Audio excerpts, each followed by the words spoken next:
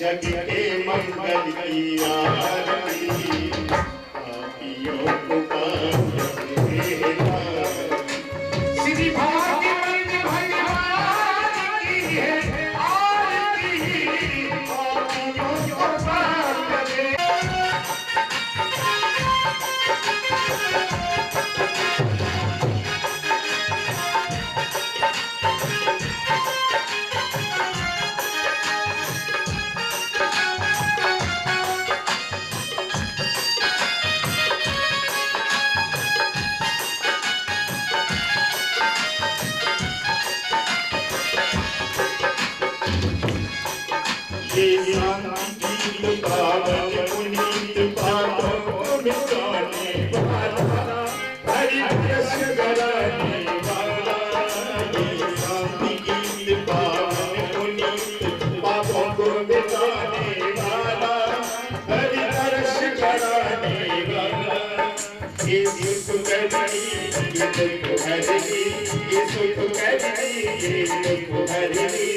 ये हरि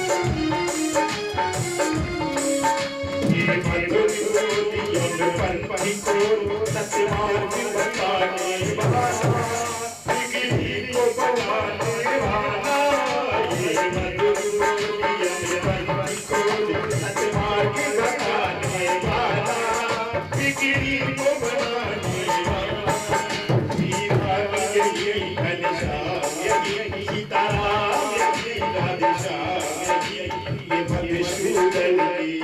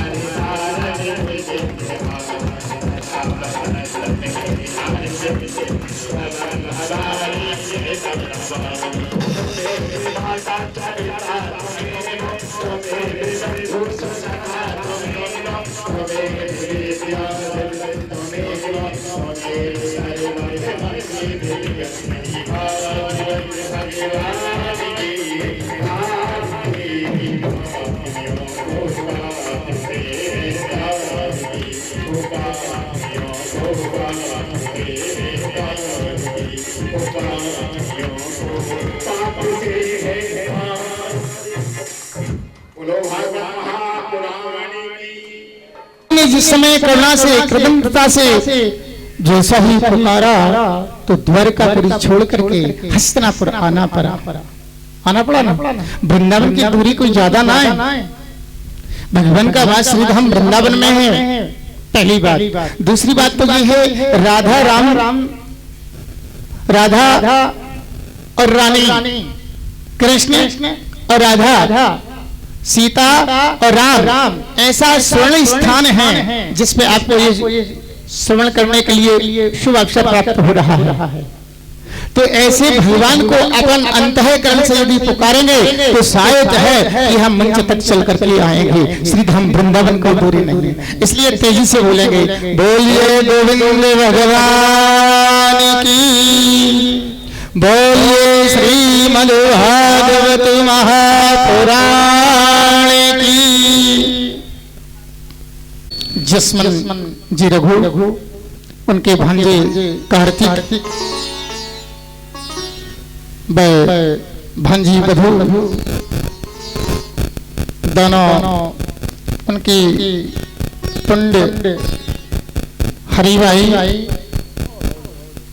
माँ की पुण्य स्मृति में श्रीमद् भागवत महापुराण का प्रथम दिवस आप लोगों के सामने, श्रीमद् भागवत महापुराण का प्रथम दिवस, प्रथम स्कंद और महत्तम आप लोगों के सामने। बड़े ही सौभाग्य की बात है, भाग्योदयेन बहुजन्म समर्जितेन सत्संगमं च लभते पुरुषो यदा वै अज्ञान हेतु कृत मोह मदान्धकारनाशम् बुधाय तदो दयते विवेकः। सज्जनों, भाग्योदयेन बहुजन्म समर्जितेन, एक जन्म का नहीं, दो जन्म के नहीं, 5-7 जन्म के नहीं, कई जन्मों के जब भाग्य पुण्य उदय होते हैं तब ऐसा सो अवसर श्रीमद् भागवत महापुराण सुनने का प्राप्त हो पाता है। भाग्योदयेन बहुजन्म समर्जितेन सत्संगमं च लभते पुरुषो यदा अज्ञान हेतु कृत मोह मदान्धकारनाशम् बुधाय तदो दयते विवेकः। कई जन्म के भाग्य पुण्य उदय होते हैं तभी ये हमें ऐसे सो अवसर प्राप्त हो पाते हैं, एक जन्म का संभव नहीं है। यदि अपन कई लोग ऐसा, कई भक्त कहते हैं कि एक जन्म हमने ऐसा सत्कर्म कर लिया तो तत्काल वो फल मांगते हैं। अरे पुण्य की वह चीज है, कई जन्म जन्मांतर तक चलती है। और भाग्य का उदय कब होता है? भाग्योदयेन बहुजन्म समर्जितेन, बहुत जन्म के भाग्य पुण्य जब उदय हो पाते हैं तभी ये शुभ अवसर प्राप्त हो पाता है। काहे का? ये पुराण कराने का, प्राण श्रवण करने का, ये सत्संग रूपी अनुष्ठान सुनने का पवित्र शुभ अवसर प्राप्त हो पाता है। कई लोग कहते हैं भागवत कोई ऐसा है, एक पोथी है, ग्रंथ है, किताब है। नहीं, भागवत को कभी भूल मत कर देना। भगवान कृष्ण की बांगमयी प्रतिमूर्ति है। भगवान द्वारकाधीश की बांगमयी प्रतिमूर्ति श्रीमद् भागवत महापुराण है। भागवत में 12 स्कंद हैं, 335 अध्याय हैं, 18,000 श्लोक हैं। वैसे तो शास्त्र में ये कहा गया है 24,000 श्लोक थे, लेकिन कुछ श्लोक ऐसे थे इनकी आवश्यकता, कहते हैं ना घर में कोई व्यक्ति ऐसे भी होते हैं, कोई चीज ऐसी भी होती है कि इनकी आवश्यकता कभी पड़ती नहीं है ना। ऐसे ही विद्वानों के मतानुसार भागवत में वैसे 24,000 श्लोक थे, लेकिन आवश्यकता न होने के कारण जितनी आवश्यकता थी 18,000 श्लोक। तो श्रीमद् भागवत महापुराण में 18,000 श्लोक, ऐसा एक महान ग्रंथ आदरणीय व्यास जी भगवान के मुखारविंद से, आदरणीय बनी पूजनीय है श्री व्यास जी के मुखारविंद से एक एक पुराण, एक एक शास्त्र की अद्वितीय महिमा है। भागवत के श्लोक का एक एक शब्द इतना पवित्र है, एक एक शब्द में राधायाम कृष्ण, कृष्णायाम राधा, एक एक शब्द में राधा और कृष्ण बसा है। ऐसा ही श्रीमद् भागवत महापुराण। भागवत महापुराण के प्रथम स्कंद महात्म्य में पहला श्लोक लिखा है तो बड़ा सुंदर लिखा है। वैसे तुझे कहा गया है कि वंदना किसकी की जाए? देवी के पुराण में देवी की है ना, शिव पुराण में शिव जी की, अग्नि पुराण में अग्नि की, सूर्य पुराण में सूर्य की। ये एक ऐसा पुराण है इसमें किसी की वंदना नहीं की गई है, वंदना की गई है तो केवल सत्य की वंदना की गई है। सज्जनों, सत्य की वंदना की गई है। मानस में भी कहा है सत्य का, धर्म दूसर सत्य समाना, आगमन गम पुराण दूसर सत्य समाना,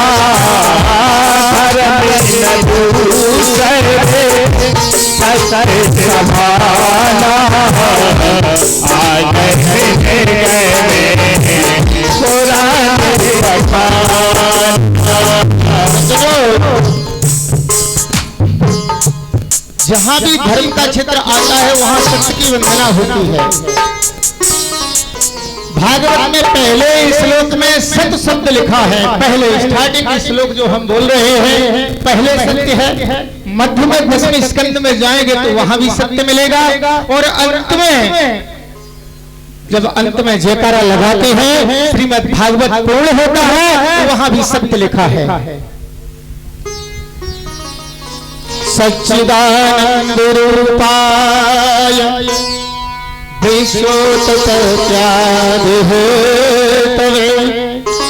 तापत्रय विनाशाय श्री कृष्णाय वयं नमः। आखिरी ये महत्व है क्या है? भागवत महत्व है क्या है? महत्व का सारांश आप लोग शायद जहां विद्वान लोग बैठे हैं, क्योंकि ऐसे वंश में आप लोगों ने जन्म लिया है जहां मानस का बहुत एक से एक बड़े से बड़े विद्वान आपके क्षेत्र से हुए हैं। तो कहा है कि सच्चिदानंद रूपाय। भागवत का पहला शब्द है, पहले श्लोक का पहला शब्द है, इसी पे चलते हैं। सत चित और आनंद, सच्चिदानंद 3 शब्दों से बना है। व्याकरण की दृष्टि से इसका खंडन किया जाए, सत चित और आनंद।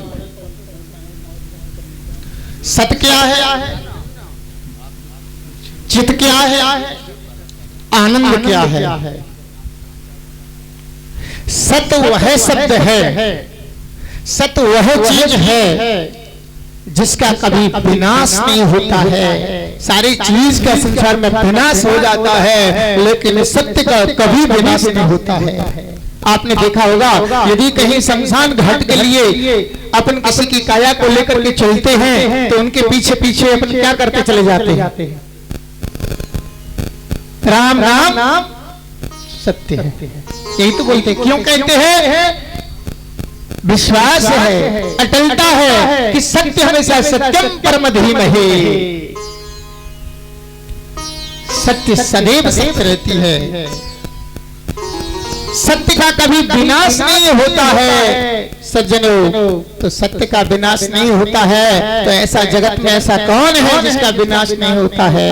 परब्रह्म परमात्मा है सज्जनों, जिसका कभी विनाश ही नहीं होता है। इसलिए सत्य स्वरूप परमात्मा को सत्य स्वरूप परमात्मा को नमन करते हैं। ऐसे सत्य को चित, दूसरा शब्द आता है यहाँ चित। चित क्या है? जिस परब्रह्म परमात्मा को कभी चित लेने की आवश्यकता नहीं पड़ती है, ऐसे चित्त स्वरूप परब्रह्म परमात्मा को नमन करते हैं। सत चित हो गया। अब तीसरा शब्द इसमें आता है आनंद। सज्जनों, आनंद क्या है?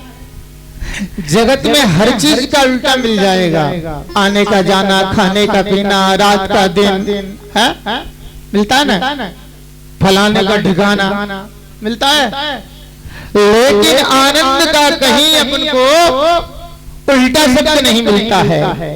आनंद की उत्पत्ति हृदय से प्राप्त होती है और हृदय में वास परमात्मा का होता है। कभी कभी हृदय से ऐसे शब्द निकल जाते हैं, राम जी, ऐसे शब्द निकल जाते हैं कि अपन को पश्चाताप होता है। होता है ना? बंदूक से निकली गोली, हृदय से निकली वाणी, कमान से निकला तीर। सज्जनों, ये कभी वापस नहीं आते। बोलिए कि अमोल है जो कोई बोल जान, ही तराजू तल से तब मुखवा हर आ। इसलिए कहते हैं आनंद की उत्पत्ति हृदय से होती है। तो यहाँ पक्का पता लग गया है कि हृदय में वास किसका है? परमात्मा का। जब परमात्मा का वास है तो बोलने से पहले तौल लेना चाहिए, हमको क्या शब्द बोल रहे हैं, ये शब्द का समाज में क्या अर्थ होगा, ये शब्द समाज में जाकर के हमारे अंतःकरण, हमारे जीवन को क्या फैलाएगा, ये सोच लेना चाहिए। ही तराजू ताल से, हृदय में तराजू रखी है, फैसला अपना है कि उसको तौल लो कि शब्द बोलने से पहले हम क्या बोल रहे हैं। सासू माँ से क्या शब्द बोला जा रहा है, अथवा सासू माँ बहू से क्या शब्द का तुलन कर रही है, ससुर दामाद से क्या बोल रहे हैं, अथवा समाज में संत से ग्रस्त किस तरीके से आवरण की चर्चाएं कर रहे हैं। तो सच्चिदानंद, सत चित और आनंद, यहाँ स्पष्ट हो जाता है कि आनंद परमात्मा का नाम है जो अंतःकरण में वास करता है। ऐसे सत और चित और आनंद स्वरूप परमात्मा को हम नमन करते हैं। सच्चिदानंद रूपाय। ऐसे रूप भगवान को, 3 प्रकार के रूप के भगवान को मैं नमन करता हूं। सच्चिदानंद रूपाय विश्वोत्पत्त्यादि हेतवे। जिस पर ब्रह्म परमात्मा ने पूरे विश्व की उत्पत्ति की है, पूरे संसार को, पूरे जगत को बनाया है, जिस पर ब्रह्म परमात्मा को मैं उसको नमन करता हूं। विश्वोत्पत्त्यादि हेतवे तापत्रय विनाशाय। उस परम ब्रह्म परमात्मा को भी नमन करते हैं जिनकी भ्रुकुटी, जिनकी नजर एक क्षण के लिए भ्रुकुटी यदि टेढ़ी हो जाए तो इस जगत में, इस भारत में महाप्रलय हो जाती है। और आज जिस रोग से हम और आप ग्रसित हुए हैं, एक पल के लिए नजर अगर उनकी टेढ़ी हो गई तो प्रलय हो जाता है, त्राहि त्राहि मच जाती है, एक दूसरे की मदद करने के लिए तैयार नहीं होते हैं। कब? जब पर ब्रह्म परमात्मा की कुदृष्टि पड़ जाती है, बुरी नजर पड़ जाती है, नजर तिरछी हो जाती है। मानस कहती है दैहिक दैविक भौतिक तापा राम राज काहू व्यास। दैहिक दैविक भौतिक तापा, दैहिक दैविक भौतिक तापा राम राज काहू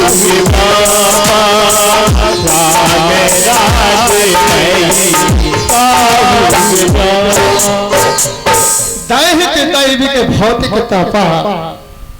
बालगोप जी, माइक की थोड़ी दिक्कत तो हो रही है, सही कैच नहीं कर पा रहा, लेकिन कल सुधार लेना, क्योंकि दोनों सही सेट नहीं बन पा रहे। और एक और बात हम कहेंगे आप लोगों से, सज्जन पुरुषों से, कि कल से जो बैठक व्यवस्था है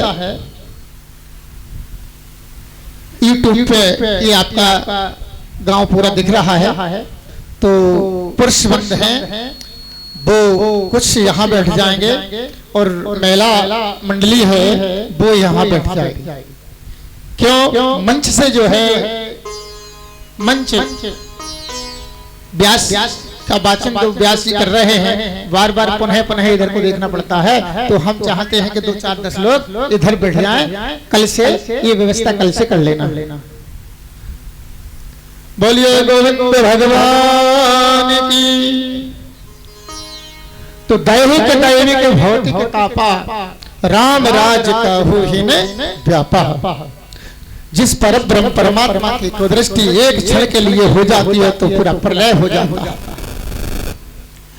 कहा जाता है इस जगत में कि श्री कृष्णाय वयम नमः। भागवत के श्लोक का चौथे चरण में क्या कहते हैं कि श्री, भाई अकेला कृष्ण कह देते, श्री क्यों लगाया? बोला गृहस्थ आश्रम में वास करने वाले, राधा जी के साथ रमण करने वाले, रुक्मिणी जी के साथ रमण करने वाले, जानकी सीता जी के साथ रमण करने वाले, श्री माने सीता जी, श्री माने लक्ष्मी, श्री माने राधा जी, श्री माने रुक्मिणी।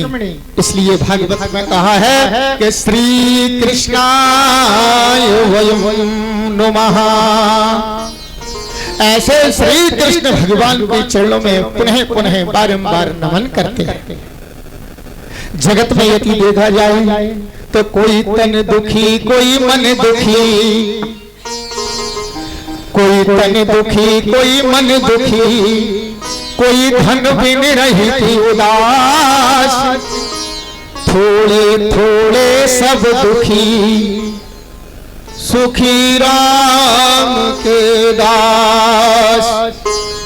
यदि जगत में देखा जाए, पूछा जाए कि भी आप सुखी हो, तो प्रत्येक व्यक्ति से यही उत्तर मिलता है, प्रत्येक माताओं से यही उत्तर मिलता है, मैं बड़ा दुखी हूँ, ब्लड प्रेशर हाई हो रहा है, कोई तन दुखी।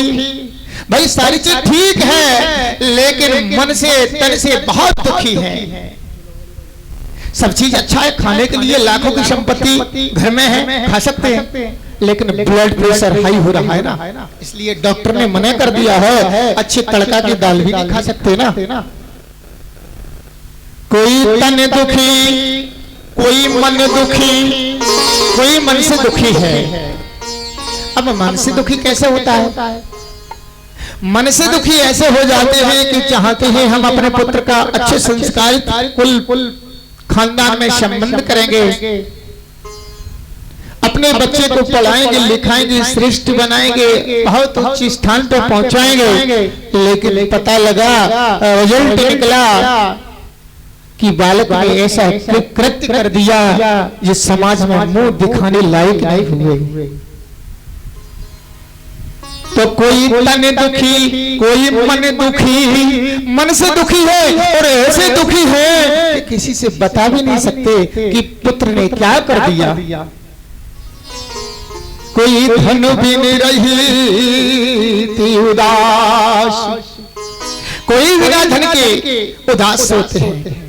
मजदूर लोग जाकर के अहमदाबाद, गुजरात इत्यादि में जाकर के मजदूरी कर रहे हैं, 10-10 मंजिलों के ऊपर टंगे हैं, झूला डले हैं, और यदि ऊपर से कहीं एक क्षण चूक जाए और गिरे तो नीचे छार भी नहीं मिलती है। प्यारे सज्जनों, ऐसी मजदूरी करके और घर में जैसे ही उपस्थित हुए, मजदूरी का पैसा लेकर के आए 500 रुपए घर पे, और घर में जैसे ही आए तो गृहिणी की तबीयत खराब हो गई। डॉक्टर के पास पहुंचे, डॉक्टर ने जाकर के एक पर्चा बनाया, पर्चे में लिख दिया कि 1000 का इलाज होगा, ये दवा लगभग आपकी 1000 की। बेचारे ने 500 रुपए कमाए हैं और 1000 रुपए की व्यवस्था वो कहां से ले।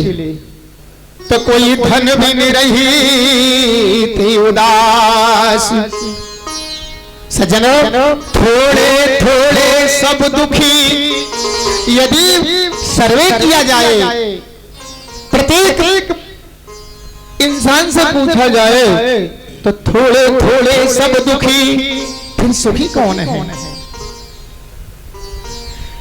सुखी राम के दास। गोविंद का जो भक्त बन जाता है, कन्हैया के जो भक्त बन जाते हैं, परमात्मा के जो कुल श्रेष्ठ उत्तम भक्त बन जाते हैं, उनके अंतःकरण में बस शांति मिलती है। हरि भज लो, हरि भज लो, हरि भजने का मौका है। हरि भज लो, हरि भज लो, हरि भजने का मौका है।